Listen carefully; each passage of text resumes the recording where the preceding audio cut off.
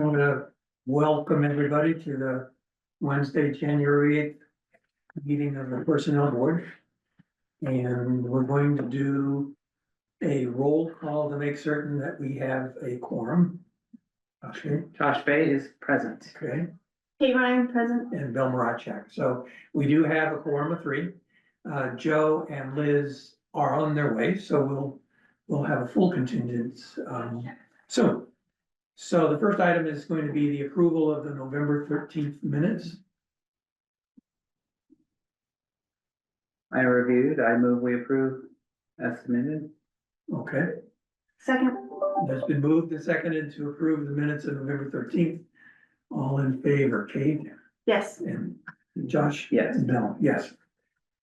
Now, we don't have, right, Jessica, we don't have the December? No, and Okay. I think it was Liz, Yeah. Okay. Right, so I'm sure that'll be, and she might even show up with them tonight, but if not, we'll just, yeah, right. we'll bump it to the next agenda, or, still pretty So I good. want to thank everybody here for the HR group for the material that was sent out.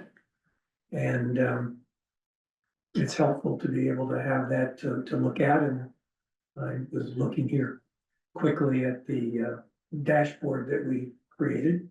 And as we continue to move ahead, I'm sure we'll be able to even add some more data to that. So I think the first thing then is the Assistant Town Manager, Interim Human Resources Director report. Joe has joined us by, as well, but he's still on his way, but he's here now. So I don't have a ton to report. We've got the last, year-end report, in the packet, reflecting the latest numbers, et cetera, as of December 31st. Pretty straightforward there. In terms of the goals project, people have been submitting to Kimberly fast and furious their goals, both on the tracking spreadsheet as well as their individual forms, where they're signing off saying that they've reviewed their goals with their supervisor, blah, blah, blah. So that's all coming in and things are really shaping up with that. And I can't remember, it's either I think 275 or 375 total goals that are now on this mammoth spreadsheet that Kimberly is tracking, keeping together. So we're already kind of thinking ahead the next time about, other ways we can track that information. I know that our IT department has had some really good suggestions and has been working with Kimberly to see what other ideas we might be able to use to get those more in a format that will be easier to kind of manage and share and report out on. So, but that's really good. People, I think, are in a good spot. They have their goals, they know what they need to be doing, and it's moving forward. So it's really exciting. We did roll out this month, just a new fun initiative for employees. I'm just gonna pass these around. This is an idea that I came up with, but Magnolia put to fruition. It's just a little called the Inclusion Chronicles. This is going out to employees, and the idea is to circulate this monthly with kind of different topics. And I can share the electronic version as well, because the electronic version, all these little things are hyperlinks. You can basically click on the link to read more about, whatever it is. So like you can actually click on, National Religious Freedom Day and read and hear about, what that day is all about. So this is just a way to kind of get this on people's radars to be like, hey, here's just some things you can think about, and have kind of DEI and inclusion things just kind of at the forefront, just as a way to both make it fun and have it kind of in a one-page place. So this is a pilot. We're trying it out, and so far the feedback has been good with our first issue out. We're already thinking about. How is it circulated? Is it an email? Yes, it's all to all employees on email. And then we actually have one in the foyer downstairs, and I'm hoping some people put it up on their bulletin boards in their respective buildings as well. But just something fun to kind of get us thinking more about all things DEI and like I said, inclusion, and giving people fun ways to learn about it and to apply it hopefully in their daily life. So I just wanted to share that as well, because that was actually one of Magnolia's goals for the rest of this fiscal year. So she's running with that, which is fantastic. So and beyond that, I don't think I have anything else to share as part of my report. Any comments or Did Magnolia put the background together? Yeah, people she clicked did through? all of this. She researched and found the content to opine on, and we kind of talked through, you know, placement of things and whatnot, but yeah, it was good. This month we had, I think, the video down here. And again, I'll circulate this on email to all of you, so you have the electronics, you can take full advantage of all the links. What I find nice about this is that my time generation is included. So it's the kind of thing that when you are filling out electronically a form and you're supposed to put the date of birth and you roll. I know. You roll through. Right, just let me type it in, I don't need to see how far down the list that is. And then you find out there's only 7 or 8, 10 left. Then run out, oh, that's depressing. Oh, boy. Or you move from the checkbox, like a 40 to 45, and then finally it's just like 70 plus, they don't even care after that. So I was gonna ask, Jess, about, have you thought at all about doing a survey of employees after this so you can get feedback as? Yeah, we definitely, when we emailed this out, we definitely encouraged feedback. We marketed that it was, hey, this is kind of a little pilot thing we're trying out, first edition, let us know what ideas you have, and things you'd like to see included, but we definitely sense that there is an appetite for more things DEI, whether it be just basic trainings, things like that, so it's kind of all part of our goals. There's kind of stretch goals for this year, but definitely for the next fiscal year, that's gonna be a big push on how we can really get going on some of these efforts. And again, I hate to beat a dead horse, but you know, the migration to Munis and getting more automation on our systems is gonna just free up more staff time to be able to focus on some of these very important areas that we aren't really doing much with right now, at least out of HR, we aren't, so. I was also thinking that there'd be some value with the performance process and the goal setting and all of that, you know, one of the big question marks is, what's the value? There has been a tremendous effort. And it's gonna be impossible to measure quantitatively.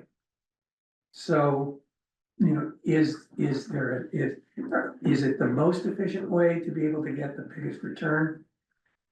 I'm not sure, but if you were able to do a survey of some kind, and hey, you'd have to give some thought to what the questions would be. There could be that could be helpful for the next cycle. Definitely, because we're already starting to, you know, think about what that's gonna look like and timeframes for rollout and. Yeah, because even though we've gone through this big process now with getting kind of this fiscal year's goals set, like we need to start already. Thinking ahead and get that rolled out, you know, early spring for the next, you know, so people have the benefit of the full year out of the gate, so it's been a little busy, but it's good stuff. Like I said, people are well receiving to the concept and having goals, and I think they like that direction, seeing that they have those measurable and attainable goals that they can hopefully all achieve. All that, as you take over. So. Oh, I'm sorry I was late. I Traffic. thought I had plenty of time to get from Concord to West Concord. Nope. It was- Longer every time. Yeah, impressively bad. We're just going down here, so. Yeah, Okay. thank you. Yeah, and I have it up and so you've already gone through this status, the hires and terminations? We Geez, that wasn't that made a reference to it. Yeah, Okay, I didn't get too in depth with it, but. okay. There was one thing, and then I mentioned that, you know, we keep doing this, we'll hopefully be able to add additional data. To the dashboard. I'm curious of how many open positions are you actually recruiting for now, roughly? I don't know, not that exact number, not necessarily. I wanna say there's maybe 5. I know we've got an HVAC tech that's open. We've posted, and it's actually in the packet, the second one for tonight, the customer service assistant position, I think that's the title or something close to that, over at Recreation. We did just finalize everything for our community services director. That was announced yesterday, that individual starting, I believe, the Tuesday after Martin Luther King Day. We still have the assistant CFO vacant, and we just posted about 2 weeks ago, the procurement manager, so that's vacant, and then I feel like there's another one that I'm missing. Aaron, what are you missing for hires or vacancies? Well, there's a good number for recreation for summer camps that just got Yeah, released as well, that's- so that takes up a big It's almost bulk of together. it. Recreation's always recruiting. I'm impressed that you're starting your recruitment this early, Yeah. but we're behind the 8 ball, but yeah. so. Yeah, you don't snap them I up. know. It's crazy. Yes, I think those are the main ones. Did you say Um, finance manager? The light plant is still looking. We're Oh, still the looking light for a plant finance manager. yes. I missed that one. So yeah, it's about 5. So if you look at I'm just looking at the status of hires and terminations, resignations over the whole year is 34, or no, year to date is 45 of resignations. So year Oh, to no, I'm date, sorry, that the hires 45, but resignations or terminations is 34. yes, and then 7 retirements. So yeah, so 7, 8, 9, 34 resignations, 9 retirements, resignations. Okay, so that's still, so it's a net positive, right? In terms of hires, so you've increased the staffing over the course of 2024 by 1 or 2, is that right?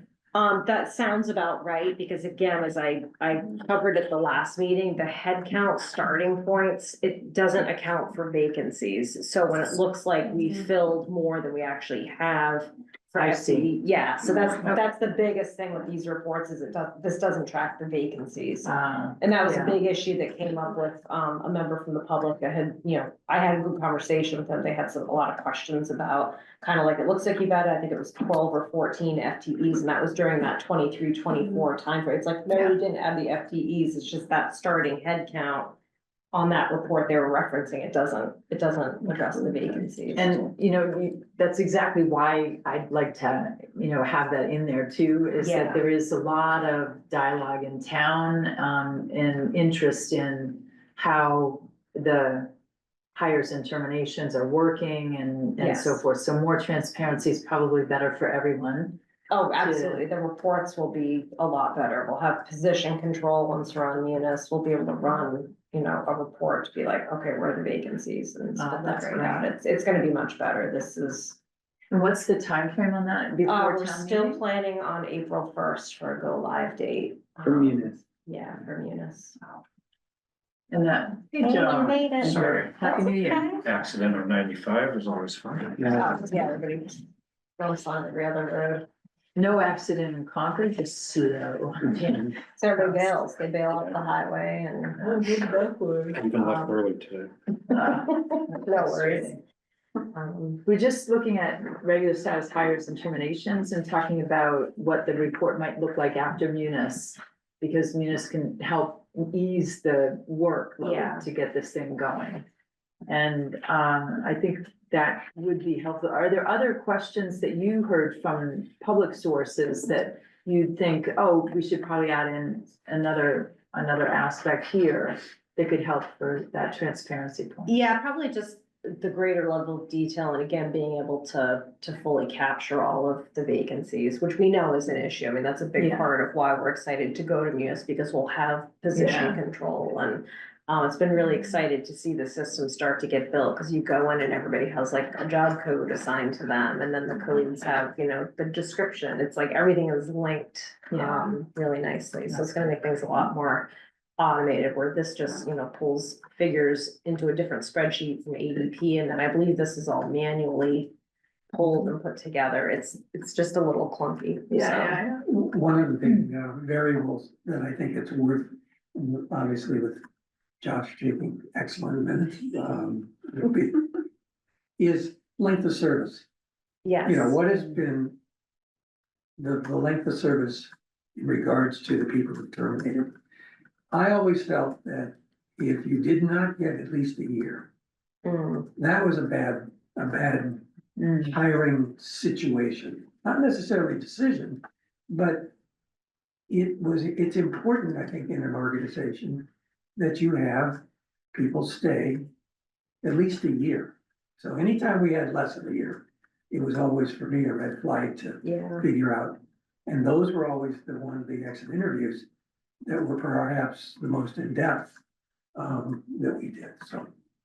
Yeah, and that is important, and that's why we're looking at so many other pieces of this whole puzzle in terms of our recruitment and our retention, our DEI efforts, because it's one thing to get people to come here, but then we can't just be like, okay, we hired you, move on, like, you have to work to retain people too. Because it is competitive, especially for certain types of positions that they're just very hard to recruit for, so. We want to make sure that you are tracking that and keeping people happy so that they come and stay. So, the same sort of question that Bill had about, retention, but also just the exit interviews overall. And I know that has, and I see Kimberly was on somewhere, I think maybe she had to drop, but hopefully. But in terms of exit interviews, is there some sort of after Munis is fine, I'm not, pushing for yes there, but I'm just wondering if that would Munis help with categorizing? So if it were first 1 year and gone, you could do exit interviews and do a summary, or, because we probably shouldn't have all the information, but. Right, we are working towards exit interviewing everybody. Erin's made some really great strides in that direction. She's created an electronic form. And Erin, if you want to kind of talk about what you've done, but we are moving in that direction of meeting with everybody to try to figure out why, and then whether that module can tie into Munis to produce reports, or what she's put together could also do that. But Erin, you want to just share a little bit about some of what you've done on exit interviews? Sorry, sure. So I have created a Microsoft form that encompasses all of the questions that we wanted to see within an exit interview. And I took kind of what our old format was. I don't remember the system that we were using, Jess, but I kind of gave it a facelift, a little bit of a refresh. And so anytime there's a departure, I'm reaching out to the employee and asking them to set up an in-person interview. But sometimes due to timing, they are electing to do the electronic version of the exit interview. And I've had a couple of people elect to do that so far. And I think it proves to be successful in the sense that with the Microsoft form, you can download the information a little bit easier and kind of look through trends on why someone left or any sort of unsatisfactory areas. One of the other things that we just wrapped up our annual engagement survey. As long as it's secure, we use ChatGPT to summarize all of our employee comments, which there were hundreds of. It was phenomenal. I mean, it captured everything into themes. So exit interviews might be, if you have qualitative like comments versus just scales of 1 through 5. If the town approves that kind of technology use, it worked for me. We love ChatGPT. Yes. So you still have a job. Yeah, so far. Reading a ChatGPT readout. I'm much more efficient now, yes. But it was, I mean, and I've read every comment, but it really was spot on in terms of capturing like what are the top 3 themes from these comments. It was pretty cool. Wow. Yeah. Within forms too, I'm sorry, Bill. Oh, yeah, please I go. was going to say within forms, when you initially go into the survey on whomever kind of owns it on the admin side, it does kind of pull similar trends like that. So it kind of is already doing that within the system itself. Nice. Yeah, it's a great tool.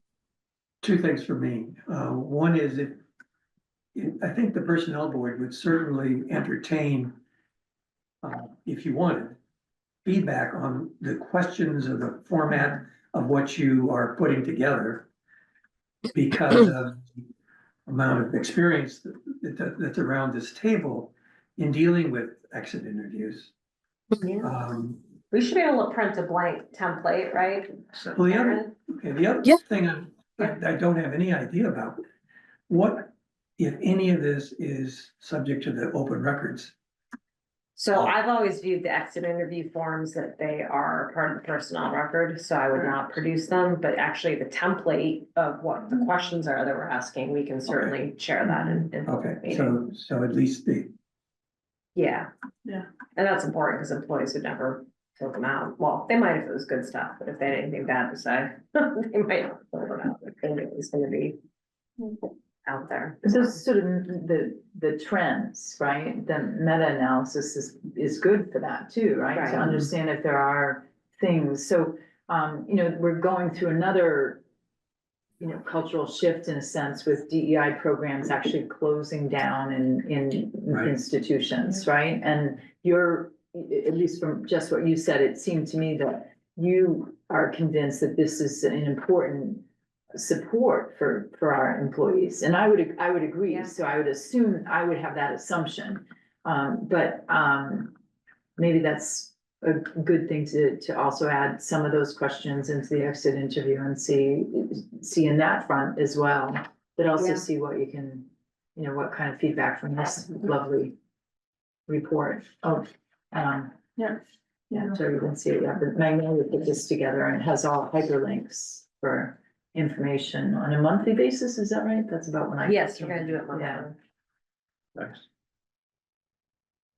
Yeah, I'll Yeah. send I'll send the electronic one around, because all the links work, if you wanna read more, watch a video. Yeah, this is another HR touch point, right, that makes you guys accessible and, Yes. and available to people, that's really nice, right? Yeah, it's a great idea. Yeah. Okay, any other questions on the status hires and terminations form? And Joe, just to summarize what we had been talking about, is there more that we could think about with Munis coming? You know, we talked about the exit interviews, but before that, the discussion was on the length of service of people leaving. Yeah. I'm trying to understand, is there anything else from your, We track the first 90 days, but we have a it's a labor workforce, so it's a distribution, so it's warehouse activity. So for that group, it's a high turnover group, so it may not be totally relatable, but we do track first 90 days and then first year. For that group. We could pull data for the professional group, but we track those by less than a year, 1 to 3, and then more than 3 years. So and our how system old is is able this to. is a new company, right, that you're working? The company's been around since the early 2000s, Oh, okay. but yeah. I thought it was like in It's 5 years. add-ons of 5, you know, it's like 5 or 6 different companies trying to operate at one as Ah. well, so it's a little. It's Sorry. fun. Yeah, sounds- But I don't remember if I shared, and I can do this, kind of a KPI deck that my team uses or that I use that has all of this stuff. Yeah, that'd be in great. it. It's manual, a lot of it that we build That's what because we're our used to, system isn't that manual. great, but. It'll at least have like turnover metrics, retention, Yeah. kind of time to hire, stuff like that, or I can send a few slides here. Yeah, that'd be great. That'd be Could great. you share that with I'll this read- team too? If I'm allowed to, yeah. Yeah, Yeah, There's as long no as you don't open like laws or engage in anything. dialogue, you can share information. And do it, yeah. That's it. Just don't Okay. start discussing it. thanks, Joe. Yeah, that would be really helpful, right? No reason to recreate wheels. Nice. Okay, shall we move on to the job description classification actions? Yes, Right. so nothing to vote tonight, just wanted to brief you on 2 updates. The first one is the assistant town clerk. If you might remember from our last meeting, that was that one sentence about, the original sentence was verifies and certifies residency for domestic and foreign governments. So we retooled that to make it more clear, verifies residency and provides certified statements of residency when required for state and federal agencies and for residents who are citizens of other countries. So we made that edit there. And then the other one is that position I mentioned a few minutes ago over in recreation, the customer support specialist. So this is actually a vacancy due to a promotion. which we're really excited about. The person that was in this position, now is our community engagement manager for recreation. I think you guys recall that job Yeah. description coming through the process here. So we actually did a full open competitive process for that, and the internal candidate rose to the top, which we were all very excited about. And Maggie is her name. She's very excited to be in that new role. So we tweaked this job description here, basically just to reflect what we're hoping to have that position do going forward. It seems pretty straightforward. It just, I don't know when the last update was. Oh, July of 23, so not too terribly long ago, but just wanted to put that there. That was it. That's our only updates this month. It seems weird to only have two that are just some edits after everything we've been doing. So given that, and also I have in the back of my mind that, you know, we're now headed into town meeting, right? And there's a lot of churn around budgets and so forth, and because that is going to come back always to some degree to HR. Maybe that's another way in your final report to support. I mean, I'm looking at the status hires and terminations page, right, as a summary. So you already probably have this in mind, but given those hires from within, promotions and that sort of information, that might be interesting if you can pull it easily to show that, you know, that not only are people staying and maybe have a long, you know, percentages of how many years and, you know, 3 to 5 years, 5 to 10 or whatever. But then also something about how many promotions from within, because that really shows, you know, support and engagement and, you know, really, I think is a very good message for the town to understand. And that What I'm do you thinking think? we should definitely be able to do that, because I know there's multiple date fields within Munis. You have somebody's original hire date, and then you also have like their position start date, which again, we'll be able to, my understanding is we'll be able to pull a report like on, you know, Joe Emmerich and show that like he was hired as, you know, custodian, went up to admin, you know, the whole Yeah. progression. Same with like when you have, you know, police officers, they come in as a police officer, made sergeant, made lieutenant, the progression. So it's my understanding that's what we'll be able to pull. So I think that's a great thing to demonstrate. What is presently the process for the other town employees knowing if someone received a promotion? Is there a formal mechanism that Um, is there? Departments typically will try to send something out announcing a change. I'm actually trying to think back if we sent anything. Do you remember if anything came around about Maggie, Aaron, when she got promoted? I feel like we sent something, but I could be I'm not mistaken. sure. I'm not sure if we did, but I do remember we were in the room kind of when Lee announced it to the rest of the team. But I'm not Yeah. sure anything was sent out on a wider scale. Well, one of the additions that you could include in this Inclusion clauses. is, you know, who in fact was promoted. And from what to what, I mean. Yeah. On the other hand, I'm not sure if that satisfies the purpose and intent of this, but I think it's important that employees know.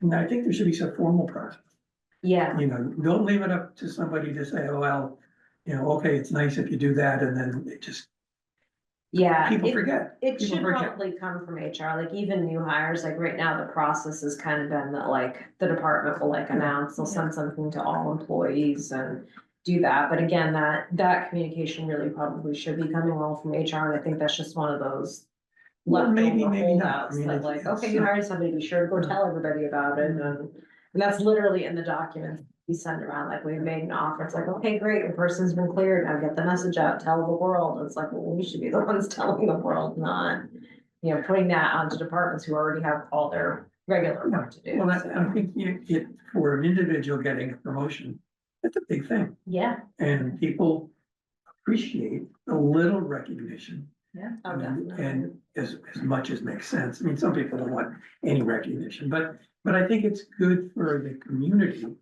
for the other employees to know that you know, there are opportunities, and this is a person who was able to Yeah, move into a new position, promotion. oh, absolutely. Nice.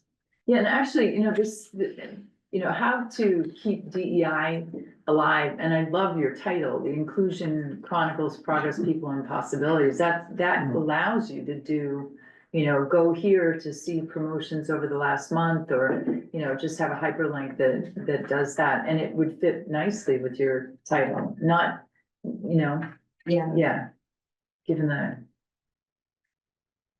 Well, yeah, depending on the actual promotions, I would be Yeah, hesitant to I- include it in a diversity Yeah. I agree with that. communication. That's, I feel like that's not the intent Yeah. of what this is not. No, but we could have a similar one pager for. Yeah, or just any HR communication that is on that topic. I might Agreed. separate it out from the diversity piece. I Yeah. agree. but it doesn't say diversity, It's, right? is It's it the inclusion. Inclusion Chronicle? Inclusion. Yeah, I just- but It makes me a little uncomfortable, in case people are actually tracking the stats of who gets promoted. Yeah. You know. I agree. Right. Are promotions at a certain time of the year, or does it vary? It just It varies. yeah. Which I guess happens, I was just thinking in a prior world. Not that this was always the case, but we had it with the annual merit process, like if there are more promotions during that time frame, that's usually an opportunity to say these people were promoted during that process and we're moving into new roles. That kind of syncs with something that everybody expects. Yeah, no, it's usually somebody left employment, retired, whatever. Yeah. Oh, now I can move up, somebody retired. Announcing promotions to the whole company. Pros and cons to that, I think Yeah. pros is there's visibility, but if it always creates, you know, how did that person get unintended consequences, or that person got promoted, why am I not promoted, you know, stuff like that. But within departments or the closest workers, it's, if you're promoting the right people, you should broadcast it. Yeah, and I will And say for stand this behind it. particular one, it was definitely announced at the little holiday luncheon they had at Recreation, and it was good. Yeah, that's to me seems like the right way to do it. So that people can celebrate it, but you're not necessarily publishing it. Yeah. So more for people who know Yeah, the worker and, yeah, yeah. in that, you know, subgroup within the town. Sounds good. Okay. All right, so I guess we're moving on. This is very quick, actually. That's Getting the to smallest agenda classifications. we've had, like I Yeah. said, since I've been here. And review the draft of the annual report. Yes, so as you recall at our last meeting, I posed the question of whether we can just kind of put personnel board and HR department all into one spot, and that was a yes, so that is how I drafted this version, and just put it in the packets to get any feedback or any small edits, changes, or So if you think. Pamela Talbot's name is yellowed, it was. Yeah, Talbot. is her That last name yeah, Talbot? Okay. yes, yeah. Thought that's what it was, but that is why that's highlighted, so I was gonna double check that. Yeah, no, that's my right.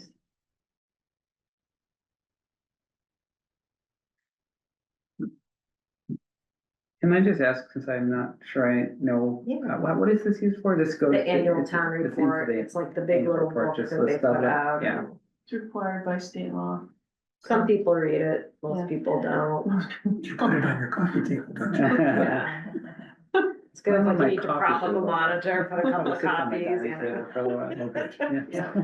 But I do think people bring it to town meeting, I've seen it there, Yeah. you know. And then a lot of what's in this does end up, again, in sort of a different way in the budget book each year. So like I worked on my budget narrative yesterday and I was like, oh yeah, I got that in my annual report. So it's, yeah, it's all kind of similar, same information in umpteen different places, but That's okay. yes. And There'll People still, don't look at there'll all. still be folks that said, I didn't see that. Yeah, exactly. But, yeah, so that's what the purpose is. Basically, every department, committee, et cetera, they put together a little thing about kind of what they did. Year for in the year. review, yeah. Right. This is for calendar year 2024, so. Yeah. So I'm scrolling here, so I'm on page 19, which, personnel policy amendments, and then classification and compensation structure. Those are the things that would in fact be presented at town meeting. Right, and information shared, and Bill, I think you said you'll present this year. Do you remember saying that? I did. Okay. Because I've been practicing. See, that's why that annual town report is on his coffee That's table. right. I tell you, I was exhausted writing this. We've accomplished so much this year. I mean, the list was Yeah. quite extensive, as you can see, but it's great. I think we had a really productive year. Yeah. Yeah, and I guess I didn't skim it yet for Munis, but Munis is in here, right, about what HR's been doing and supporting, because that'll be done. I don't think I actually mentioned it. I put most of the focus on, the merit pay plan, the health insurance conversion, and all of the policy updates. But I can certainly add a paragraph under the, other projects section about our work with Munis. I can certainly add. I think that's something an there. important I add. I did too, yeah. Yeah. Yeah, and I think, so there was one meeting I was in where it wasn't, I can't, well, I'm not sure if we were in that meeting together, but I was explaining to someone the background of not having Munis and not fully using ADP and all of the work that you all have put in.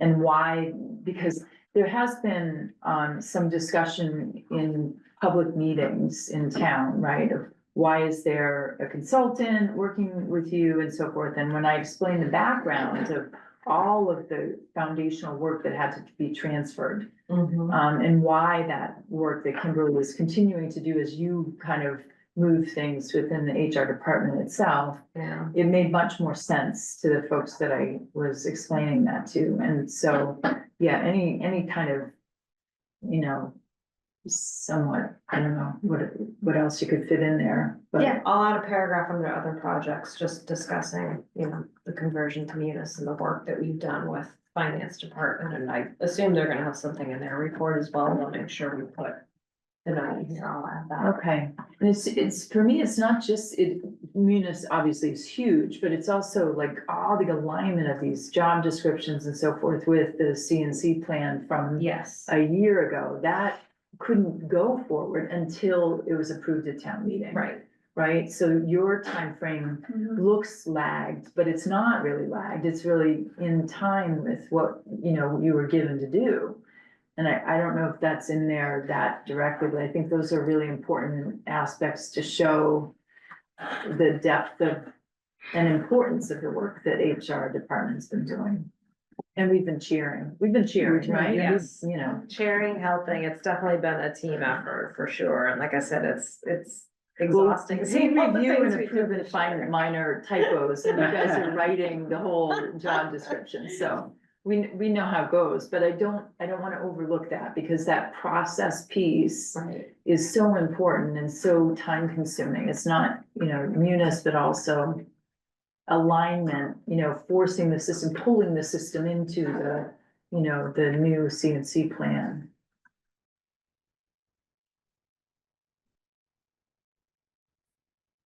So you're gonna be more tired, Jess, even writing that. It's amazing how much we've done. It's Yeah. great. And I love checking things off. I can't get over hundred and 15 jobs and processed 2,947 applications for employment in one calendar year, which is a lot. And I know that includes your seasonal staff, but I was like, gonna what, say. recruitment for season, I mean, it's recruitment is recruitment, right? You're still recruiting, there's still a process, there's still an onboarding and training. Like it almost doesn't matter if it's seasonal or if it's a permanent employment. Yeah, employee. applications. and So, applications. I mean, and it's amazing that you can track that. I assume that's, because I know you have a. sort Yeah, of that came out separate- of Cornerstone. so Cornerstone. Cornerstone tracks And all the Munis job will be able applications. to give you those same types of, we've had these numbers of Yep. positions, applications. So does Munis do applicant tracking in the same Yes, way so that we're gonna be Cornerstone- using that Okay. module as well, like our job application is actually already built in Munis now, we've Wow. seen that, We don't and all have that so yet. yes. We don't have that yet. Wow, I wish I had that. Oh. No, we have, So I just kudos to you. That's a huge lift and. Okay, so now I'm gonna, because I'm thinking in terms of like a corporate system where you're doing your year-end review and you're putting all the positives, right? So you picked up by looking at recruitment on all the work that was behind those Oh, yeah. applications. Yeah. I didn't, right? So maybe we can capture what Kate said in the minutes and you can add it right in to recruitment, not having just two sentences, but saying these numbers include recruitments for seasonal, but number them. How many were seasonal? And then Interviews, background checks. all of it should be. You know, everything that goes into, you know, it's a lot of work. I mean, you know, yeah, it's a lot of work, so. Yeah, for non-specialists to understand a little bit more about what a lot of work looks like, I think for a town annual report is a good idea. And it's also, it's HR work, but it's also, I'm assuming, work on the business who's also in Mhm. the interview process, right? And then they have Right. people to onboard into their Mhm. organization, and then you have the whole inclusion part of kind of culture fit and success rates and retention then, so there's, yeah, it's a lot. Yeah, it definitely is. I mean, I think it was, what was it, Aaron, 2 days worth of interviews for community development director. I mean, that was, you know, the majority of the SMT members sat in on that. That was like 2 days out of their time, and it's a lot. To do it right, it's a lot of time.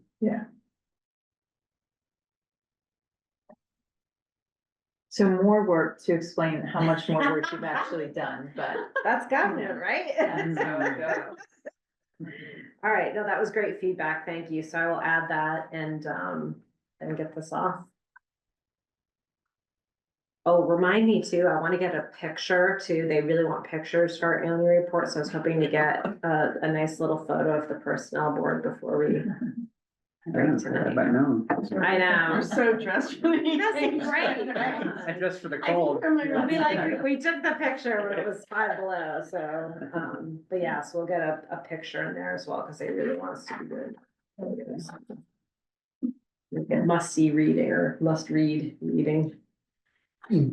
Excellent, all right, thank you.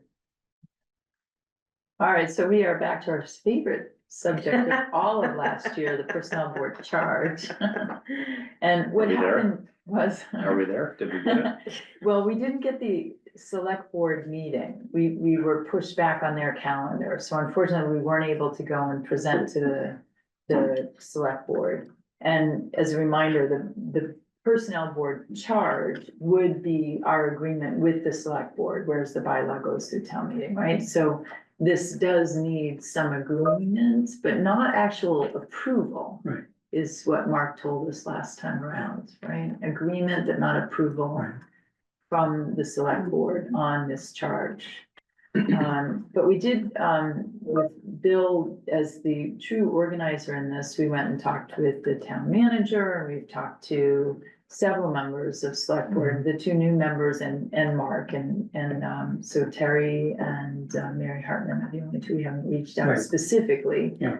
But you know, 3 out of 5 that we've talked to specifically about the charge, and there seem to be no real issues or pushback on how this is organized or what it covers. And a better understanding, I think, by communicating that why it's this way and how it fits with the bylaw and so forth, I think was well received. So I would say we're done. We're just waiting to have that final agreement with the select board, but what do you think? But don't we need to?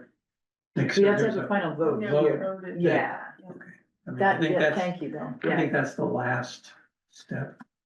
yeah. So should we give you all a chance? There's a clean copy at the very end, right? Yes, page 23, the last Alright. page. You're taking, those are hyperlinks, right? Those are the governing documents, or they will be. I think they will be, because they're Yeah. definitely, they're in blue. They're not but now, They're yeah. not, yeah. They don't. But link I'm in also here. on the PDF, so maybe that's. That, yeah, I'm well, on the packet from online Yeah. as well.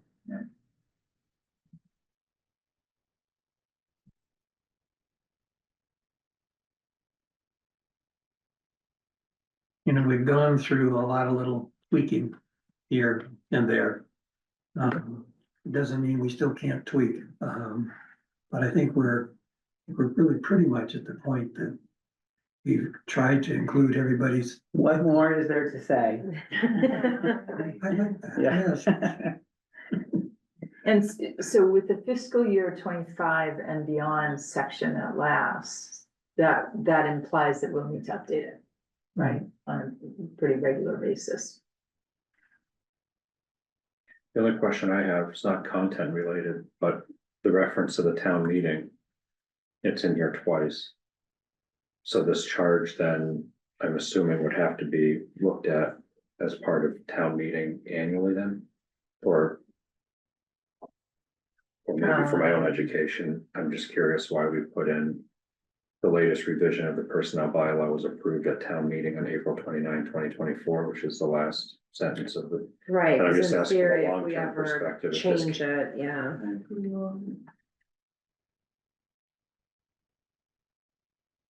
And then it's in here again in the board responsibilities paragraph by approval of the April 29, 2024 personnel bylaw. My only question is whether that's just informational or whether it's because annually we're going to have to have this revisited. It shouldn't hopefully have to be annually because of the amount of work that went into the changes for the personnel bylaw this time around. I would hope that that would kind of be the governing document for a while. But yes, in theory, if, 10 years from now, we did make changes before town meeting to the bylaw again, and then we need to update the date in here. So if we, And- no, I'm sorry, so if we're not doing this annually, then, our goals need to be, I mean, I think the goals are fine, but FY 25 and beyond, maybe we're not referencing. Just, So, yeah, I'm a little confused on yeah, just timing of the document and how long it lives for, if it's intended to be Yeah, multi-year exactly. or a 1 year thing. Cause I think your point in looking at the bottom then on 2025, stuff like that. Probably shouldn't change every year, but there may be a point where we look at it and Yeah. say. There's something that we should add to it, or maybe. The implementation of a performance and appraisal system, for example, once that's up and running, and you kind of have a year or two. Under your belt, that may not be as important for us. And maybe we just deal with that when we get there. No, you go ahead. So Joe, I just want to make certain I understand your point about the date of the personnel bylaw. The April 29th. My only reaction or response, I guess, is that's historical. And it's to me, it's important that that's recorded someplace. And so, but I'm not sure I captured your concern correctly, so. I don't even know if it's a concern or just a clarification question Okay. about. For this charge. Is this contingent upon town meeting annually to change? So if we were to go in here and want to change. The priorities that we have, like at the bottom, we could do that without Yes, having. without going in. correct. Yeah. The town meeting. I think that was what I was more trying to ask. So, would make a recommendation, I mean, you're starting in the background, it starts out with 1921 and then 1952. And then you could say the latest reversion of the personnel bylaw approved by the town meeting, and so you're flowing from, this is where we started, we came here and now we're here. And then we say the select board is responsible for, and then move on, it I just, think that's good. in That's a good point. order, and then that's the history. Is this, who's gonna make that? I would also recommend just in saying removing FY 25 and beyond under goals and just say those are our goals and initiatives. But I mean, because we're past that FY 25 at this point and. Well, I mean, you know what I mean? I don't know that we need to reference FY 25 for our goals because these Yeah. goals are, Just say could be, goals and initiatives. like, these could be our goals for the next, I don't know, 5 years, and then we may, or however many years, like 2 years, 3 years, whatever, and then we may need to revisit as we move forward, so. How do you feel about footer? The footer now has a date. And I always thought that And that may be a good place for it, because what that does is Yeah, it pinpoints. Yeah. At the point in time when this was approved. Yeah. So if you don't have something like that, then I think it's, yeah, no, I agree. I think leaving, it's like what I call breadcrumbs, you know, like you Yeah. leave breadcrumbs and, Yeah. like in contracts, you know, you Right. change language pursuant to, right, no, I agree. It's kind of like a policy doc where you would have the original date and then revision dates underneath it as you make tweaks to it. Mhm. So I don't know, maybe if this is fine as it is, I think I was just questioning whether with the dates in there related to the personnel bylaw and then the F-25 kind of context, Mhm. making sure we have flexibility. Or just knowing whether or not we have flexibility to update Mhm. our goals at the bottom as needed, which shouldn't change terribly frequently. correct. Okay, Okay. so, just a couple of comments. I'm trying to quickly do the changes. Maybe I can share it on the screen and we can agree or not, okay? Sure. So I'm not there yet, but I'm almost there. I have just a couple of, comments to respond to your original question, Joe. And you were saying that the town meeting was referenced twice, right? Mhm. So in the background, and Kate, I like your suggestion of, you know, put that third date and then say Mhm, the sentence, which is now sentence 2, mhm. after that, that's fine. Now, in the board responsibility section, it is mentioned again, but it is in the context of the change in the bylaw means that we are now have oversight responsibility for the employee handbook, because so much was taken out of bylaw at that time, right? So maybe we could make that clear, but I think that was the reason for the second reference Got to it. the bylaw. Okay, Okay. and Yeah, that makes sense to me. that's okay, all right. And then in terms of the goals and initiative, the only thing that we haven't put on the table tonight is that those were in alignment with the town manager's goals that were approved by the select board. So how we want to, I mean, I don't think hers changed that, or the town managers changed that much, or should we have some recognition of alignment? Because it should trickle down, right? I mean, And that's gonna be the goal Yeah, going forward, is that they will cascade down. right. But we had her goals. Would we be able to identify like where the cascade starts and how we have 4? Where which of those bullets falls under her, is that, Yes. okay? But, so I was just thinking that these goals are broad enough that, and I think they're in line with what the new bylaw, that was Mhm. crafted and approved, Mhm. that I mean, I could see us not having to, I mean, you know, we always wanna have a performance and appraisal system, we always wanna, you know, overall class and comp and morale and things, these are always gonna be goals, Sure. in my opinion, right? So I think that they're broadly worded enough that we wouldn't have to revisit them every year. I mean, maybe we would, I don't. Or maybe we would make an addition. Yeah. I was gonna say, we're Right, pointing back to exactly, them. exactly, yeah. But Liz, did we cover your point about the cascading down from the town manager? Or not? I don't think so, but I wanna Mm. leave it to you guys to, what do you think? I mean, maybe we don't have to, because they are kind of standing, as you just discussed, right? So maybe we just ignore that part of it, but at the same time, they shouldn't languish, right? I mean, then there should, then, I guess what my point is bringing us to the point of saying, and it should be updated on a regular basis, whatever that regular. And that was one of the confusing points in one of the older Yeah. documents, is regular basis means Yeah. what, Yeah. right? So I don't wanna put Well, vagueness in there. We don't necessarily have to, define or describe basic, like the cadence on which we'll update. Like, these are our goals as of the time this is approved, Mhm. and at such time as we wish to amend our goals and add to it or revise or whatever, I think it's something we could undertake without necessarily having to like kind of hold the path in the document, right? We just come back to this. Yeah.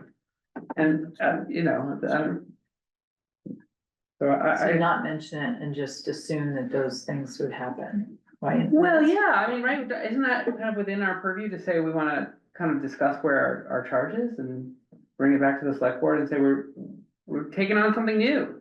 Or we're going in a direction, we're pushing this in a, different direction.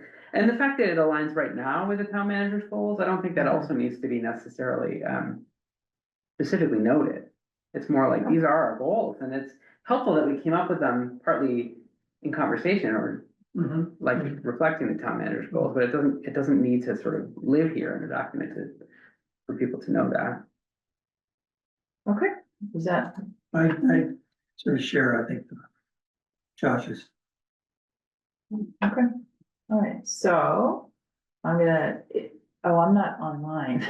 If you Saying else. sign in, then I'll Yeah, let make me you a sign in co-host, so and you I'll can, mute, and then I can show, and we can approve this one. So, but ultimately, what we're saying is personnel board goals and initiatives, period. No fiscal 25, no beyond, right? Okay. All right, sorry, let me just get that, And then you're gonna include, here. you're gonna modify the footer. Sorry, I was writing when you guys said that part, so what is the modification? Just to today's date, I guess. Oh, okay, Yeah, yeah, final revision. I can do that. The breadcrumb. The rest. That I can handle. All right, the problem is copying from a PDF, everything goes with notes. Yeah. So I it's hate taking me a that. sec just to get everything looking nice again. All right, and then I'm putting today's date on the final thing, huh? Okay. Sorry.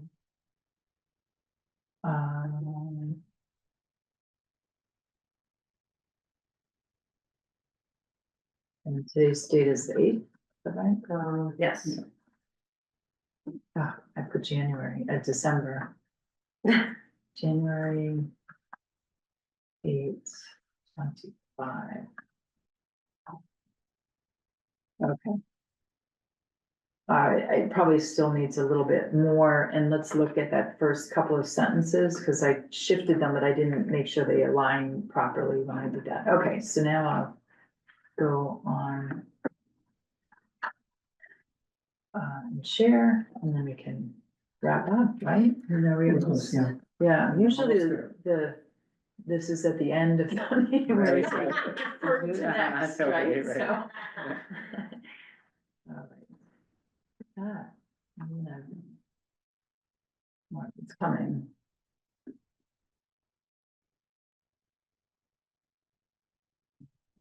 Going to.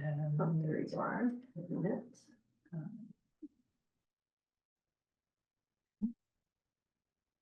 And you've given, You are now a co-host, so you should be able to share. okay, thanks. And I'm just gonna not join the computer. Oh, it's gonna ask me to. So it'll ring for a sec. Sorry.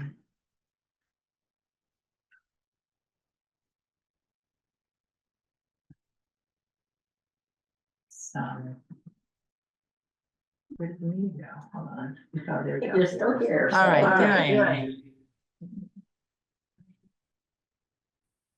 All right, now I'm muted, so it should be okay. Okay. All right, so I'm gonna share my screen. Not turning up the volume, but you guys can see this. Okay. So, oops, sorry. Let's put this as. The sharing. No, you guys are still, okay. You sorry. can see it. Yeah. Aaron, can can you see it. see All it? right. Yeah, she's nodding. Yes, I can Okay. see it.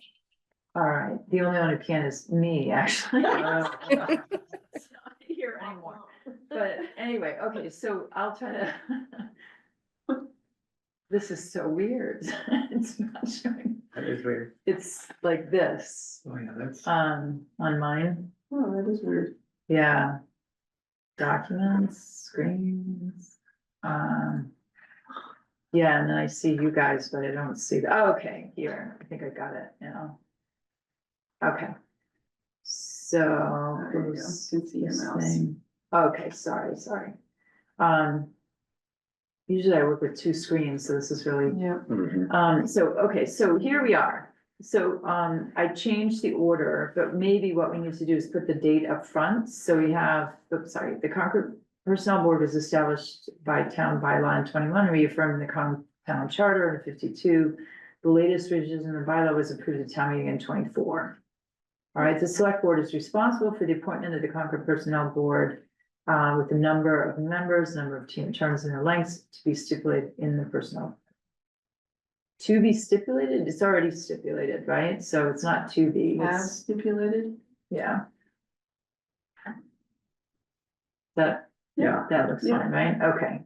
And then this didn't change. Right. I don't know why that, wants a comma, okay. So that's the same, and then the documents will have a hyperlink at some Mhm. point and they'll be ordered properly, but it didn't take, right, it's copying from the PDF, but that'll be, Sure. it'll look prettier, but it's the same information. Yep. Good, Yep. all right, and then we took this off, and we have the four, which are HR aligned. Mhm. And we're not mentioning, but yes, they're probably connected, and then I updated to 2025.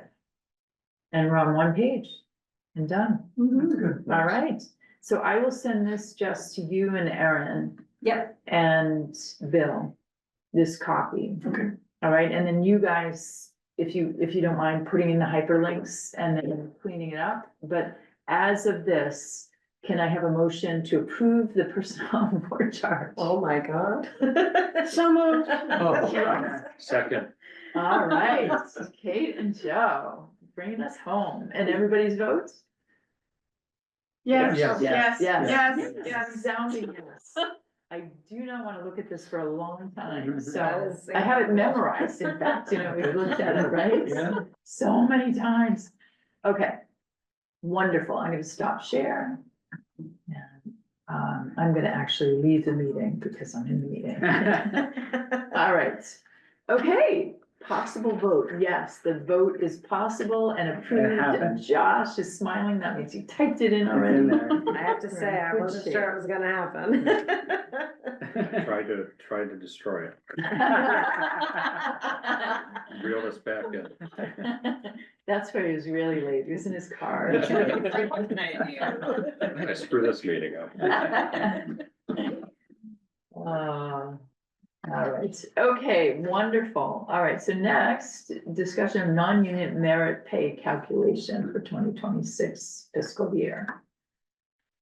So this topic came up by virtue of at a select board meeting in which the two new, well, I shouldn't say, in which members of the select board were trying to understand the reasoning, the rationale for why was the merit going to be calculated with the new salary as opposed to the older salary.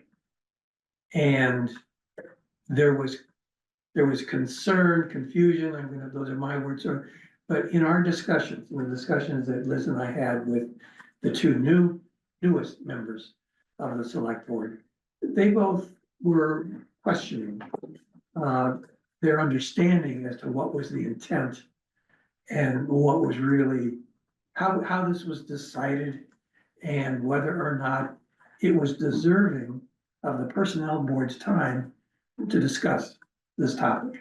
So that's the genesis of how this particular agenda item showed up on our agenda tonight. The one piece that I don't have any clue, any knowledge about, and this really falls in Jess's and perhaps even Aaron to some extent, but what was the decision based on that was made that stated we were gonna use the new salary as opposed to the old salary? Yep, so I think it was largely in part because we were making the move from the merit being a percentage of base to a flat dollar, so this was a way to help kind of bridge that gap a little bit because people weren't gonna be getting, they're getting the same amount of dollars, but it's gonna be flat dollar, one payment versus that $2,000 being built into their base, which of course over time would would compound and give them more, coupled with, I think there was just the available money, so that's why we decided to do that. And I think if my memory's right, that Mark Howell had, was also questioning this particular Mhm. manner of distribution. Because in his mind, or my mind too, is when you have a plan and you have a merit component or you have a bonus component, it's always on the old salary. Yeah. So it was a little strange, I think, let's get my word, that you would look at the new salary. So I guess this was a decision, what, that the town made, and It was, I believe, the town manager's decision, and then it was put into the documents that the personnel board approved. So it did come before the full board, but I don't think it was on anybody's, I don't think anybody thought much of it until the selectmen were then working through the town manager's increase, and I gave them the numbers and I calculated her merit, cash merit payment calculated the same way. I think that's when they were like, oh, no, wait, we never do it on the new year. And then I was like, well, we did all everybody else on the new year's salaries. I think that's kind of what put this more on the select board's radar. And not that, I say radar, it's not like we're trying to keep it off anybody's radar or hide anything, but I think that's why it didn't come up initially but I was like, oh yeah, here's what Carrie should be getting, and I just based on what her new rate of pay would be, so. Maybe I'm totally missed something in the time I've been on the board, but isn't the merit time frame in the summer with the fiscal year? Yes, we did make the merit pays after July first. So was there an additional period, January first, then, or I'm confused why there were two periods for Why it pay came up now. increases, yeah. So is the merit is basically based on fiscal year, so it's your July 1 to June 30th. On July 1, you're eligible for a step increase, so, which are, I think those are now 2%, is that right? Steps are 2%. 2%. So the merit would be, so the question is whether the merit should be based on the salary on June 30th Mhm. or July 1. Do I have that under, okay. So there's a 2% that's just standard, and then there's an additional. Now there Yes, is, yes, with the merit. there's, so they get the step movement, which is 2% on the I see. base, and then they're eligible for the cash merit. And when is that time frame? So that is, we pay that July 1st, so people move their staff. So the same time. And then, yeah, we'll be paying that out. I think we say by August 31st each year. We'll probably be done sooner, but, Mhm. And I think the other data point that's good to just add here, just to complete the groundwork that goes into this decision, was that we had Paul Malcolm, if I'm pronouncing his name, McCollum. He, and I thought it was the last meeting, he spoke for quite a few minutes, talking about that this really was not merit pay. It was because merit pay would be included in the retirement calculations. This essentially was a bonus. And therefore, since it was a bonus, maybe he wasn't advocating, I think, calling it a bonus, but there's a clear definition or a clear distinction here of what gets included in one's retirement calculation Mhm. and what doesn't. So the fact that right now, as I understand it, this is essentially we call it merit pay, but it's really a bonus for the year. Because if it was true merit pay, it would be included in the retirement plan calculation. And I don't know if I had that right or not, but that was sort of my understanding. yeah, I mean, it's, I guess, a merit bonus. It is based on merit. People are getting the flat dollars based on merit, so in that sense, it is a true merit. It's just It's flat a dollar merit bonus bonus. versus having it built into the base. And it's a percent that's awarded based on a salary. Yes.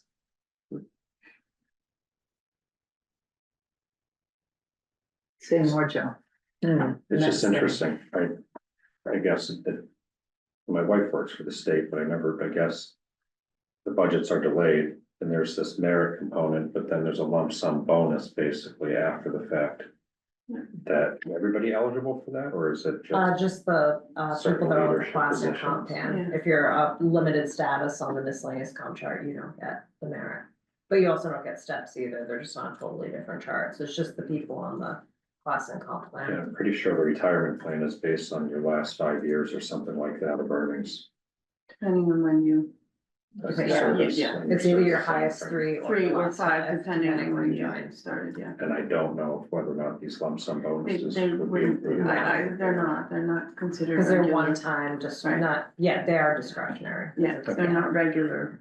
It's kind of, to me, Yeah, it's so a if you made dollar amount that really 50,000 is what we're talking about. Yeah, It's so if not you even made a merit 50,000 a increase. year, your It's a- pension would be calculated, you'd see your year's earnings as $50,000 for the pension, but if it was built into your base, you would be earning 52,000, so that's how that does play into.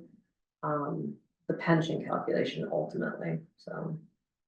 You know, it sort of, we could talk about this for sure, but we have an opportunity, if we want to take it, for there to be a recommendation from the personnel board as to going forward. Or we can not do anything, and that will follow then using the new salary, the new fiscal year salary as the basis. And, we as a personnel board probably need to decide whether or not we think what's the best for the employees, the town citizens. Well, this has been communicated far and wide to the town employees, right, that it will be calculated based on the new rate. Well, Right, just is for, this just new? for this year, Or is so it if you look Not as at, a go forward, okay. Yeah, now there's union agreements that indicate they will get it on the new rate of pay, that was bargained with them, but if you go on to. Sorry, I was also typing, so I'm just gonna summarize what I'm understanding and you correct me. Okay, so there was a merit increase or a merit pay, which is really a bonus that was allocated to a certain level of employee. And that is not included in the base, which determines your retirement income. Right, Right, But it is based on it is a percentage, which ends up as a dollar amount, but it's a percentage that's based not on the salary you had as you worked that year, but based on the salary that's coming forward. The new step, The however. new that's- step. July 1. July 1. So it's After the 2% or 2%. more. So think of it as Right. your salary on June 30th versus your 2% increase on July 1. No, Right. yeah, okay, all right, I just wanted to be clear on both Yeah, parts, yeah. what goes toward retirement and what doesn't. And it was, Jess, you just said it was an agreement that first was approved in a union negotiation. no. Yeah.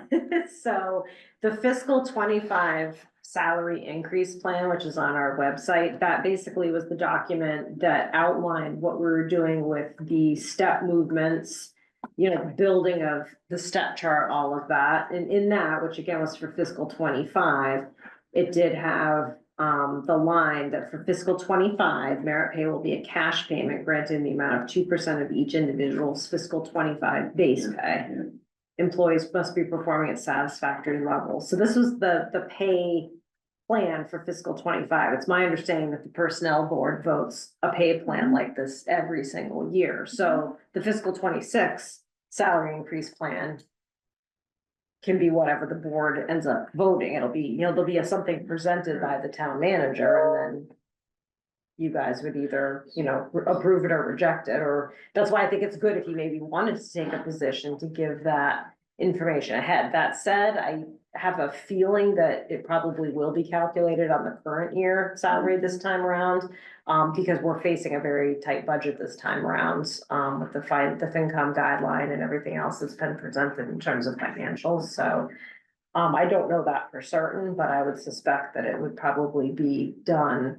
It seems to me that that's the normal way to do it, is you get a Right. bonus based on the salary that you've been earning during that time. Because where your the bonus performance During the is bonus set up. period, Right. Based on- So how did that, is this an anomaly or, I'm sorry, can I just request, or just Justin St. John, I work at Public Works. I know that, so I worked here 20 some odd years ago, and there was a similar-ish plan in place. And it was, you got your step raise, and then you also got, depending on your category of 1, 2, 3, whatever, you got, an additional, merit that was factored into your pay. So it was, it was factored into your retirement and everything else. okay, But it was, you would get the step first and then you would get the other percent. So I kind of feel like it's that what you additionally had said is kind of following the way it has kind of been done in the past. Whether you want to change it, that's fine. But I think that's probably, maybe it was just sticking with what has been done. Because even the past, is that the even the case? past few raises That I have don't been, know, but I, have been like a 2% and then a 2% of something. So- Yeah. And the second one has been just a lump sum payment, not an actual increase to your salary. no, it's an We've increase. never had that until this, Yeah. until this one. This is the first year with the lump sums, it's Right. always just been built It into actually base. saves it reduces the ongoing cost for the town. Well, that's exactly why we shifted to this Which is model, what I'm because remembering now. people were getting perhaps that like was the 5 and conversation. 7% increases, and it Yes. simply wasn't sustainable. Instead of approving a 3% budget, we probably approved a 2%, but then that was lower than market. So this was the way of getting people to market and giving them a lump sum. Yep. Whether or not it was based on June 30th or July 1st is another conversation, but I'm guessing that's where that came from. Okay, so, I think there are two kinds of reasons for us to really nail this down. And one is there's public interest and concern. And I think concern is probably the appropriate word. It's come up, Paul McCone, I think I missed the December meeting, right? So, but it was brought by people in town. And there's been letters circulating to that effect too. So those things mean that we should address it. And then, Jess, you just mentioned that it may well be that this year, because of budget constraints, that it would take a different form. It Right. would be based on the June current year, versus the July. Okay, and That's that, my guess, I can't speak definitively now, I mean, we're in the midst of budget Mhm. stuff now, And- but I wouldn't be surprised if it Yeah. was. but done then this year. you can imagine that anyone from a finance perspective would say it was still lean. We still had issues and it didn't work that way, and why not? So it's important to hear that historically, Right, this was the trend, but I think we need to really understand when the history changed, if it did. Or has it always been this way on the July payment, and just understand if there's been a period of 2 years or 10 years where it was based on a higher, we should know that too.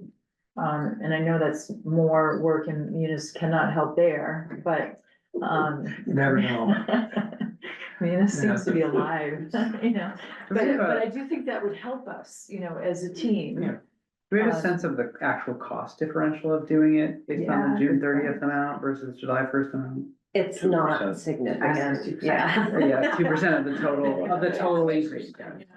So it's not, in the scheme of a municipal budget, it's not significant. So but- I think putting that together, that information as backup, whatever way you want to have it conveyed or made public, but I think you're going to continue to get these questions. Mhm. And so understanding what Joe said, which is, I think, very important, is that it was in order to bring up to competitive pay situations, that those additional payments were made, right? Yeah, That's your assumption. yes, the timing of June 30th or July 1st is a little wonky, but I totally remember now why we probably approved that. Mhm. Is 2% as a merit increase in the summer of this year or last year would not have been competitive to the Right. market. And I Yeah, think when we looked at the data, that's what you guys brought forth. Yeah, so the whole From the move to the town. grid, remember people they came in at different spots, Yeah. percentages were different, but then everybody was gonna get 2.5% in some way, shape or form. Who's the subject matter expert here that would be able to provide this historical and monetary quantitative number? We should be able to pull it together Finance. just based on historical. Is there somebody in finance? Usually finance is the source of truth, because I can go Yeah. back and look at when people were paid one. And definitely Marie in our office has been here a while, she'll have a Okay, good 'cause I think recollection of how it'd things be good were to done. have Yeah. another party to, Yeah. I'm just curious, is the concern that this is, you know, budgetarily unsustainable? Doing it based on the July 1 versus the June 30, I mean, No, I'm it's just curious it's what the fiscal, concerns. fiscal austerity. It's being fiscally conservative, that the town is overspending. There's a Right. real concern that that it's just, not that it's Yeah, gonna so break it's the bank. sustainable, right? Right. But. But so that longer- every penny counts. That's really what's I was just happening. curious, because I Yeah. didn't see the select board meeting, I wasn't sure what the Mhm. conversation was. It isn't So- thinking, we found it, you know, Yeah, that yeah, there's yeah. this and then we can fix everything. That's not it. It's, I think what we're all going to see going forward is we have to be very careful with all spending and more eyes will be watching. And so the better we can prepare for those, you know, to help them understand what's at stake, the easier it'll be, and transparency in that case. That's the only reason, Kate. It's not, I get it, I was just, didn't Yeah. watch it, so I wasn't. But it is important to keep in mind, though, that the shift to giving a flat dollar payment versus having it built into the base is a very fiscally responsible, like that's saving money It is. there, that's Yeah. keeping the budget. Yes. Yeah, and I think That's that the needs to whole be reason we articulated. moved to that model, Yeah. because again, people getting 5% and 6% increases every year was just not something we could sustain. So the other thing I guess I would say is that, you know, going through the entire classification compensation study, which put everyone at the 85th percentile for pay, which, I mean, I work for a municipality and if we crack 50, we're doing pretty good.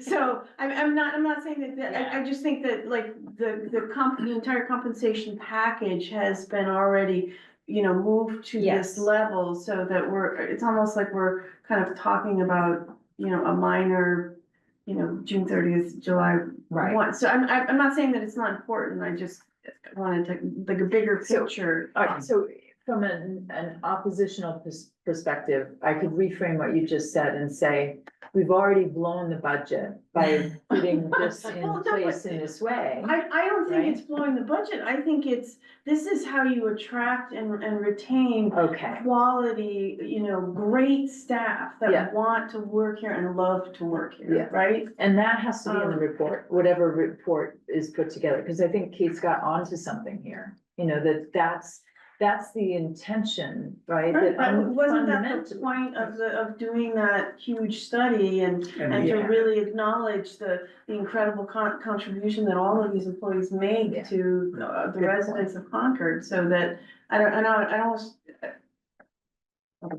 No, I get it. There has definitely been some chatter and feedback that I've heard from employees. It's kind of like, why is this even being nitpicked about? Well, Yeah. We've already Yeah. taken the hit by not having the merit in our Right. base pay. But the That's folks again a significant. questioning at select board don't understand that piece of it, and that frankly wasn't explained when they were asked in the public meeting, right? So that's where I think we can support doing a better, more transparent job on the communication side, but that's, Yeah. does that make sense? Yeah, I was just gonna ask, is the question from the select board, the structure of payment, meaning the merit increase to the base salary and then a supplemental lump sum payment? Or is it a question of the timing of the lump sum payment calculation and why that was July 1st versus was- June 30th? It was figure this on the latter. budget. It's really that. Mhm. Right, So it's not the but they're structure. not of how even we pay. understanding what you had articulated in terms of that shift. Right, and Yeah. that piece, that historical piece really needs to be clarified publicly in order to put this on the right footing, I think. Mhm. Yep, we can definitely pull some information together on that. Okay, So we'll add that to our agenda for next meeting. Yeah, we'll just keep this item. yeah, and then, you know, because the whole intent is what Kate said, is to attract and retain wonderful employees that know they're appreciated, right? And we want to do that, and if they're feeling like, why are these people nitpicking on this minor thing? It's because the clarity isn't there in the communication, and that's where I think we can really make employees feel more, or hopefully encourage employees to feel like they're understood and recognized for everything too. And someone in finance could do, I don't know, I'm assuming someone in finance could model out. Yeah. A 2 to 3 year window of the impact that this has for the town from a fiscal perspective of saying, by not putting this money in the base. This is what the Yeah. downstream effect of that is longer Yeah. term. Yeah, I think that's important That may too, help. yeah. Thanks, Yeah. Jeff. How many employees are under the collective bargaining agreement that guarantees the merit calculation based on the new rate? I wanna say we've got probably 50 firefighters. Library, we've got a union of 8, that might be high, let me pull up my. But do all the unions have that or just a couple of these? Just the units? ones that we've settled, we've settled the 2 library units, and we settled police, but police actually doesn't have. They're not part of this merit, they have a different plan, but the 2 library units, are part of this, like I said, one's got 8 members and the other has, I think. 20, let's look. And then similarly, they have 30 in the non-supervisor unit. Mhm. And then the highway grounds unit is. So little time. Justine probably knows off the top of her head. 19. I don't. Yeah, I'm gonna say 15, 20. Just, okay. Maybe sweat for it. Sorry. No, it's Once fine. Munis is in place, right? Right. Yeah. One other aspect, since we're talking sort of about the finance committee, is in the conversations we had with the 2 newest members on the select board. They were both looking for us to answer questions about how much input visibility did we have with the new positions that were presented to the finance committee for approval. Because that was something which, again, is cost. And I think there is, and I'm not sure how we actually activate this, but I think, if there's a way for us on the personnel board to have some visibility to what are the positions that are gonna be proposed, new positions, in which departments, and the titles, because I'm sure they have to have that.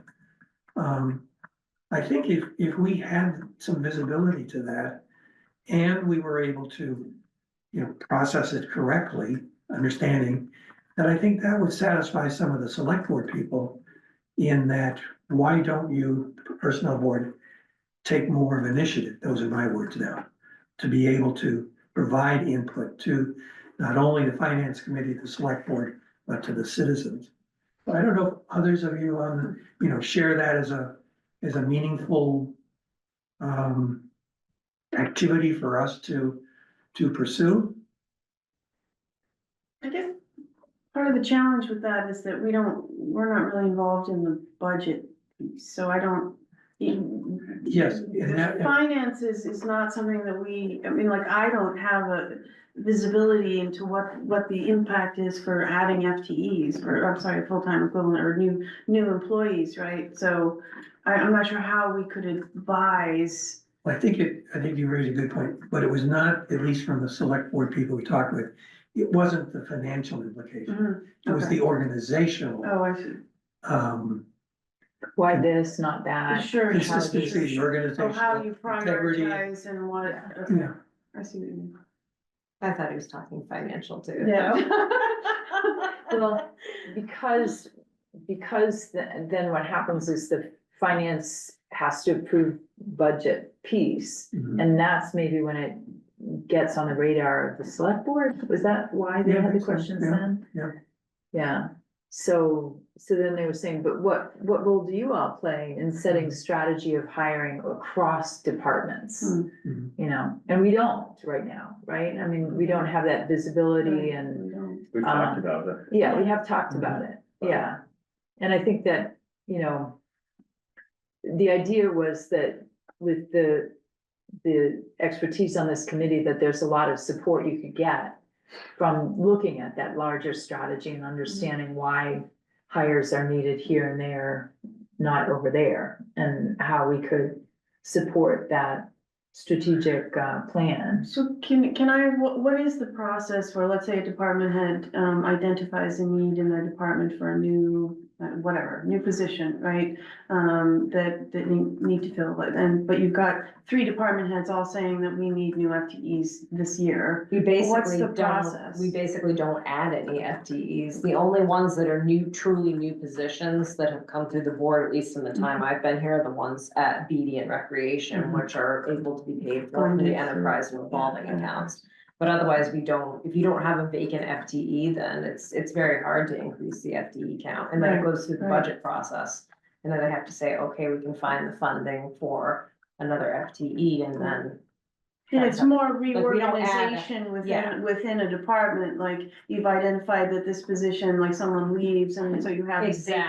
vacancy and you can try and rework what you have, like your FTE count that you currently have. right? Exactly, Yeah, exactly. So yeah, we don't, for the operating budget, we Yeah. don't really ever add FTE count. Again, the ones that have been added recently are all enterprise or revolving account funded. And then it was only the 2, it was that community engagement manager and I think that aquatic supervisor we presented last time.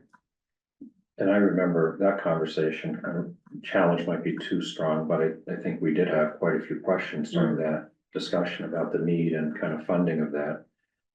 I think my question in this conversation is back to our, I don't say the charge that we just approved, but kind of, you know, are we an advisory or an approval board? Because I feel like we have had quite a few conversations in my time on the board about positions that have come forward and kind of, Yeah. you know, not just wordsmithing. I think we've had more in-depth conversations, not all the time, many times it is a little bit more check the box, but on some positions we've questioned and wondered but ultimately defer to, I think, the town manager on financing and decision making. I'm not sure if that should be looked at differently, or if that's not even really what you're asking, or the select board is asking. I think it's a question of timing. How early can it be visible that there's a position that needs to be fit into an organization, and is that designated slot placement, is that the best place? I'm not being very It clear. all comes at budget time because, yeah. yeah, Do you mean if like you've identified those you two need in a the budget department? or a position. Some org structure. Yeah, that that kind of- could be. Because I think it was, again, I'm trying to understand and. I wonder if there's an example they Yeah, brought what up the- or not. what the select board members were trying to encourage us Mhm. to become more proactive, I guess. In this. So, okay, and I pulled up our charge again, but our last strategic goal and initiative is assess and support strategic recruitment and retention. And each word there is key, right? So strategy, but not implementation, right? Advisory in that sense. Right. Right, so that's the role this committee does play.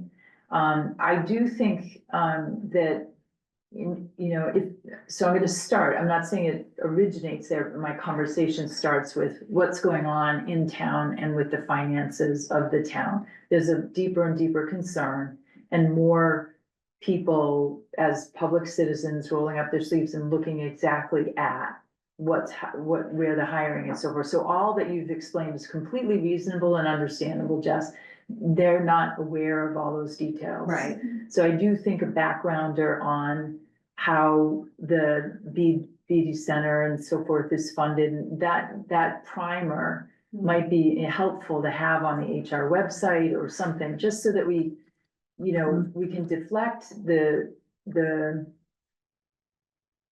you know, the concerns that are being raised, and then that gives a big part of this conversation. It gets it off the, you know, the public concern dialogue, standing at the town meeting at the mic and all that, and puts it back on our table so that we can continue to wrestle with what is assess and support strategic recruitment retention really look like? Does it allow us to help you in some way to look at the overall? I mean, there's a lot of complicated things that you guys are doing at this level. You're, dealing with, and I think somebody said, I think it was the town manager said, it was one of, maybe Wendy said, this is really a corporation. You're running a corporation because you have to deal with the light plant and keeping the lights on, but you also have to deal with roads and all these very complicated things, right? It's not easy to say, oh, we'll get your advice and you'll tell us, we need, but what's happening in the town right now is, and I'm thinking of the letter that I saw through Paul McCone, I think he brought up at the select board, was, why are there too few people in the finance division, but there's this, this HR consultant, that sort of thing. So they're asking those kinds of questions, they meaning townspeople. And it's their right to ask them, and so how can we anticipate those questions and support HR to manage your responses? That's really what my objective here is, and I think we all wanna help you do that.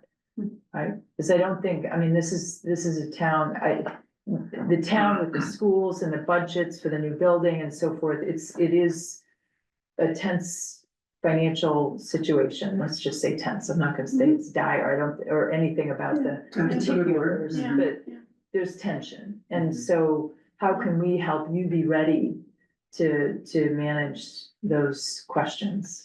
Yeah, and I think a lot of this, again, is going back to our reports that have been in the packets, again, because they don't track vacancies, I know there's people out there that are, they're believing that we've added 12 to 14 FTEs, and we simply haven't. Yeah, So, Well, I can see that might be a little confusing because Yeah. you're taking a position that you have an FTE that already existed, someone left, and you're trying to kind of rework. right, So you're not actually adding, but it looks like it. right? Exactly. It looks like we've added, all of these positions. well, again, my benefits manager, that Right. was an FTE that was Right, but it was repurposed. repurposed, The yeah. procurement manager that we've got out there now is a repurposed Repurposed. FTE, and that's a huge need for the finance department. Would Yeah, it- unfortunately, a lot of the vacancies are in finance right now, but as I'm sure Kate can attest to, it's really hard to find municipal finance people right Especially now. procurement, it's so And hard. they do have some outside contracted help that is working with them, so Yeah. it's. It's not easy. we're yeah, doing- and actually putting that out in your summary report there and saying, anybody who can help us find those people, would also, I think, open the door for town citizen participation, which is really, I think, what people are trying to do well for the town. Whether it's, put antagonistically or not is not the point, it's people really want to do well for the town. And I think we can help them see that we're all on the same page, Yes. yeah. One other thought, I'm just looking at our summary here on headcount. Mhm. And maybe what would help me or the board, just from the questions, headcount and where it's going and people thinking, which happens my business too. You see jobs posted, no, look at them adding all these jobs they don't need, right? Well, no, these people leave too. But I wonder if we don't leave the 1231 headcount on this report as we move forward, and maybe that we were intending to do that anyway. And have that kind of be the baseline, so we know going into 2025. Whether we're going up or down in each of these departments. Yeah, we could do that, but again, that 1231 headcount doesn't account for vacancies. So Put in as your soon as target, we- whatever your yeah. assumption is on. Although we're getting include your closer openings, now, yeah. we've been better at like kind of manually tracking the vacancies right now because we've filled a lot of the gaps and we have a much better sense. And But maybe- again, this maybe- whole report's gonna change once we go to Munis too, so this will look completely different and hopefully have more and better information even. Things that we didn't even think about tracking or providing, we might be able to start giving, so. Yeah, or maybe finance, I don't know if they have headcount or if they just do dollar amounts, but like, They just focus on the dollars. so they wouldn't have. As an example, in their own department, finance, they wouldn't say like 18 headcount and then the dollars associated with that, it would just be dollars. Yeah, and then of course, each department knows basically what their headcounts are supposed to be, like I know I'm supposed to have 6 total FTEs, right. it's like. Every department has a sense on what their vacancies are, but the bigger picture, like there's not a report I can run a button to push to say like, right now you have. These 10 vacancies in these positions, departments, whatever, but again, because of the manual systems we've had, most of the departments, all of the departments. Can tell you exactly like, oh, we're down this officer, we've got this vacancy, so they all know it, which is why we haven't. Gone crazy and overhire or anything like that, because everybody kind of knows like, okay, I have a vacant FTE, what am I gonna do with it? So, Mhm. In municipal government, is there, well, in private industry, we would use revenue per employee. That was one of our benchmarks. Is there anything that's similar to that in municipal government, such as cost per employee? That is, you take the payroll cost and you divide it by the number of employees, regular, part-time.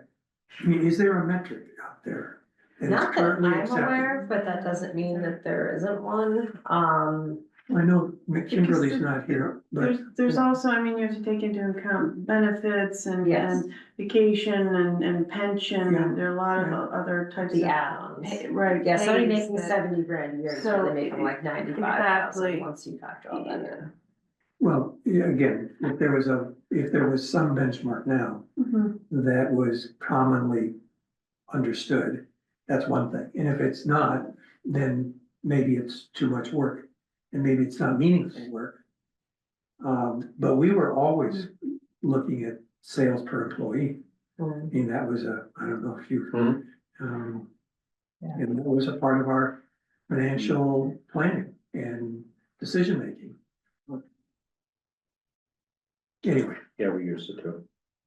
I don't know what that would be in a municipal setting.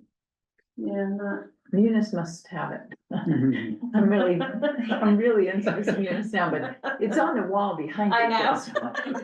We're having a very long day training. Oh, move on. This has been the Munis, the training room. But if any system would, right? I mean, this is Yeah. might have another module, I don't know. Well, that combined with ClearGov too, we're doing our budget all in ClearGov this time around. This is a new product as well that is Okay. really drilling down into a lot of different detail and things, so. The budget book's gonna be produced all out of ClearGov, so it's interesting. If anybody wants to look at the packet later for the, I think it's for tomorrow night's meeting with FinCom, the capital budget book is in that, so you can kind of get a glimpse of what the final product will look like for the budget book this year, and that all came out of the ClearGov system, so. If you're bored later trying to fall asleep, you can pull out the FinCom packet for tomorrow night. That kind of thing keeps me up, so. Your pulse racer. All right, well, I think this was a productive discussion, and I hope, Yes. if there's any more questions you think we can help with, please, reach out individually or, Absolutely. to support, yeah, because the reporting season is upon us, right? It sure is. And making sure that we're able to really alleviate concerns in any way that people have that, from the town or from the government or from employees who are thinking that they're misunderstood in some way, then let's help do that. But any other comments? Thank you, Bill, for remembering to get that on the agenda, because I think those comments that we had from the side meetings were, important to identify and. That can be our new standing item, like the charge for the next year. Yeah, right. one thing I'd like to reflected in the minutes is I think there'd be some value, not necessarily in the next meeting, but a future meeting to have your benefits person. Yeah. I can't remember her name. Melissa. Sort of come and talk with us about roles and responsibilities. Benefits is a huge part of the budget. And it would be interesting to know sort of either, her background, her experience, her challenges, and so forth. And I think again, it fits nicely into the personnel board because obviously benefits are a key part highly retained. So I was just, just curious about what her role and responsibility. Yeah, she's actually brand new to benefits, in terms of the administration piece. She's been doing for several years, all of the back end reconciliations, going through all of the billing, making sure, people aren't on insurance that shouldn't be, those types of things.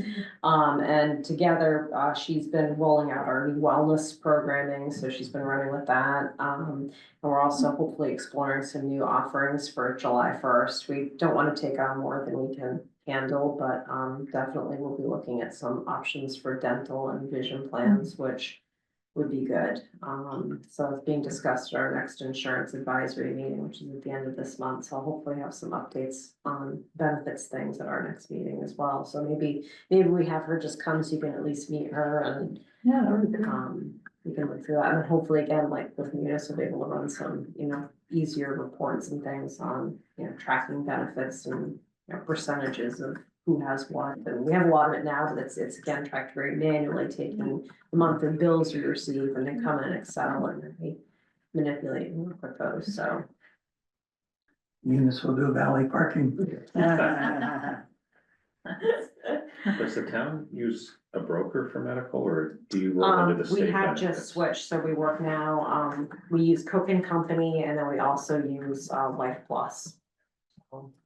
Cook and Company does basically everybody's, all the municipal people. Do you guys use them, Wayland? No, I don't. Who do you guys use? Well, we're in West Suburban, we're in Okay, a that's buying right. group, so we use Gallagher, Okay. yeah. Yeah. Hey, so for West Suburban, I know we're going off topic real quick. Have you guys gotten your stuff yet for ACA reporting, or do they send it at the end of the month? We haven't received it yet. I'm used to getting the insurance information like the first week of January, but I've always been self-insured. Now that I'm part of a group, they're like, oh yeah, hopefully by the end of January. I'm like, Yeah. the things are due like the 17th. It must be the group thing. But anyway, Yeah, sorry, side hustle. All right, I think we are ready to adjourn. Is that unless anyone has any other questions or any public comments from folks online or in the room? No? Okay.